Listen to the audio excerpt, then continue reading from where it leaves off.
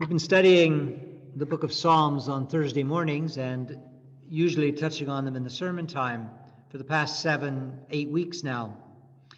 And there have been a number of times when the faithful, long-suffering saints of Thursday morning have wondered whether we were going to ever get to anything that was just unremittingly positive and encouraging in the Psalms. And it's taken us till now, Psalm 8, pretty much, to get to a place where we're really into some fairly encouraging and positive expressions from the psalmist. And I particularly want to make sure this morning that you don't miss some of the words in verses 3, 4, and 5 that Bruce read so beautifully a moment ago. The psalmist begins by asking in verses 3 and 4 a kind of rhetorical question. And I don't think he's really expecting an answer. He's certainly not expecting a kind of cognitive, rational solution to the question. Really, the question that he asks in verses 3 and 4 is more of an expression of awe, an expression of his sense of looking out at the mystery and the wonder and the beauty of life and simply being overwhelmed. And then he follows up that question with a powerful affirmation about the nature of what it means to be human. The psalmist asks, "When I look at your heavens, the work of your fingers, the moon and the stars that you have established, what are human beings that you are mindful of them, mortals that you care for them? Yet you have made them a little lower than God and crowned them with glory and honor." Listen to those words again, just with a slight alteration. When I look at your heavens, the work of your fingers, the moon and the stars that you have established, what are we that you are mindful of us, that you care for us? Yet you have made us a little lower than God and crowned us with glory and honor. Or one more time with one slight change again. When I look at your heavens, the work of your fingers, the moon and the stars that you have established, what am I that you are mindful of me, that you care for me?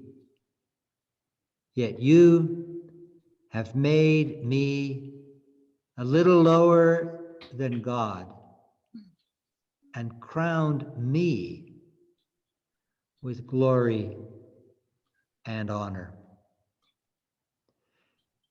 The psalmist here has captured the biblical Hebrew Christian understanding of what it means to be human. To be human is to be a little lower than God. To be human is to be crowned with glory and honor. Under no circumstances and at no time, and by no theology that is reflective of Hebrew and Christian tradition or that comes out of the Bible, should any of us ever feel that we are to be told that God has made a mistake and in our case has created something that is less than glorious. God created you as a person of beauty, richness, honor, and glory. God created you in the image of love, purity, light, truth, and goodness. That is who we are. This is the fundamental, foundational ground upon which all of our theology, our spirituality, our self-awareness needs to be based. We are those who are just a little lower than God. Doesn't mean we are always perfect or that we always fulfill our true nature. Doesn't mean that we always live up to that standard of beauty and truth in which we were created. Doesn't mean we always fulfill that image of glory that is our true nature. But our failure, our falling short, our inability to be fully and deeply and profoundly the people God created us to be doesn't change our true nature. And it's important that we know this, not primarily so that we can feel good about ourselves, although that's nice if we can. Sometimes we may, sometimes we may not feel good about ourselves. Sometimes we may look at ourselves as shining examples of the glory and honor of God. Other times, less so. That's not the important thing. The important thing is that this statement of the nature of humankind is addressed to every human being who has ever been created, who has ever come into existence. No exception. This statement, this affirmation of what it means to be human is not addressed to privileged white males. It is not addressed to people of financial wealth. It is not addressed solely to people who are talented and brilliant and strong. The psalmist makes it absolutely clear that this is his understanding of the nature of every human being. The NRSV does a good job of translating this and making it pretty clear. What are human beings? That you are mindful of them. Mortals, that you care for them. The word human beings is enosh, and it means humankind. All of humankind without exception. The word translated mortals is Adam. You'll recognize it from the beginning of Genesis. In the beginning, God created Adam, humankind, all people. So nobody is left out of this category of glory and honor and truth and beauty. The problem is that when we lose touch with that in ourselves, when we lose touch with our true nature, then we begin to lose touch with our ability to treat others according to their true nature.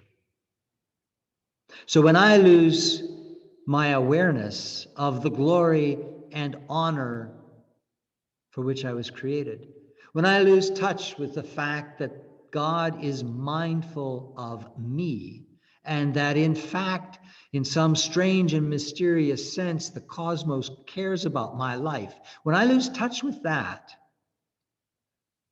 then I stop treating you as a person in whom dwells the glory and honor and beauty and light of God. I stop being mindful of you, and I stop caring for you and for the rest of creation that also reflects the glory of God. And the reason that is so important is because of what the psalmist goes on immediately afterwards to say. And it has to be read, verse 6, has to be read very, very carefully and cautiously. Having affirmed that God has made humankind a little lower than God and crowned us with glory and honor, he then goes on to say, you have given them, us, you, me, us, we, all of us, you have given them dominion over the works of your hands. You have put all things under their feet, all the sheep and oxen, the beasts of the field, the birds of the air, the fish of the sea, whatever passes along the paths of the seas. We have not read this verse well. We have taken the word dominion and used it as an excuse to subjugate, abuse, and pillage other human beings and the creation we inhabit. The word dominion used here in verse 6 of Psalm 8 is the same word that is used in Genesis chapter 24 in verse 2, where the writer of Genesis is speaking about Abraham and his relationship to his servant. Abraham said to his servant, the oldest of his house, who had dominion over all that Abraham had. You hear that? To have dominion is to be a servant. Dominion is given, entrusted to humankind in order that humankind, all of us, might serve the well-being of creation and of all people. And we know we have not always done that. We know that we have failed to treat one another with the glory and honor with which we were created. We know that we have not been mindful of God's presence in the world, in this land, in creation, in one another. And we know that we need to repent of our failures.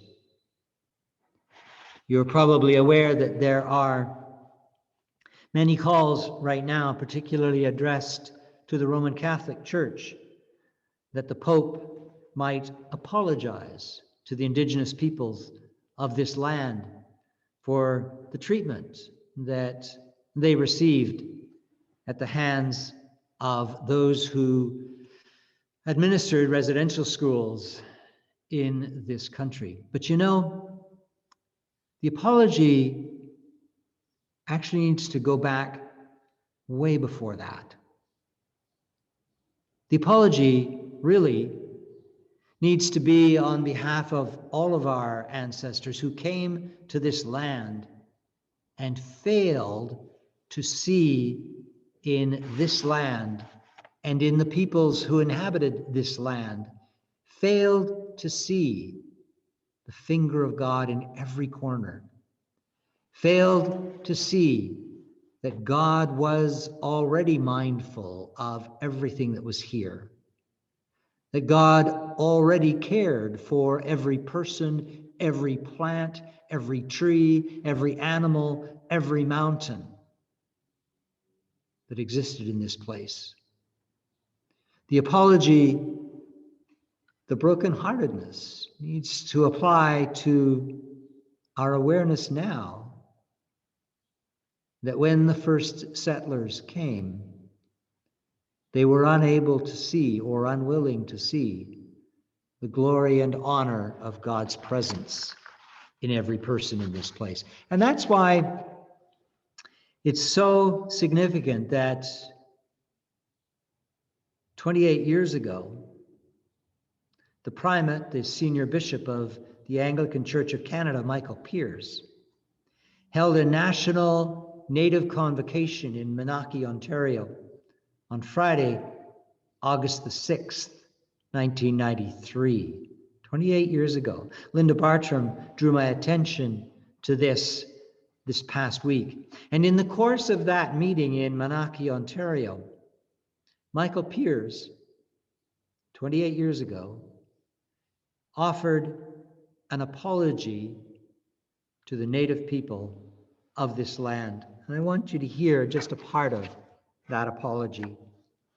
He says, "I have heard with admiration the stories of people and communities who have worked at healing, and I am aware of how much healing is needed. I also know that I am in need of healing, and my own people are in need of healing, and our church is in need of healing. Without that healing, we will continue the same attitudes that have done such damage in the past. I also know that healing takes a long time, both for people and for communities. I also know that it is God who heals, and that God can begin to heal when we open ourselves, our wounds, our failures, and our shame to God. I want to take one step along that path here and now. I accept and I confess before God and you our failures in the residential schools. We failed you. We failed ourselves. We failed God. I am sorry more than I can say that we were part of a system which took you and your children from home and family. I am sorry more than I can say that we tried to remake you in our image, taking from you your language and the signs of your identity. I am sorry more than I can say that in our schools, so many were abused physically, sexually, culturally, and emotionally. On behalf of the Anglican Church of Canada, I present our apology. I think one of the reasons that the residential school tragedy has so rocked so many people in these past few weeks is because the victims were children.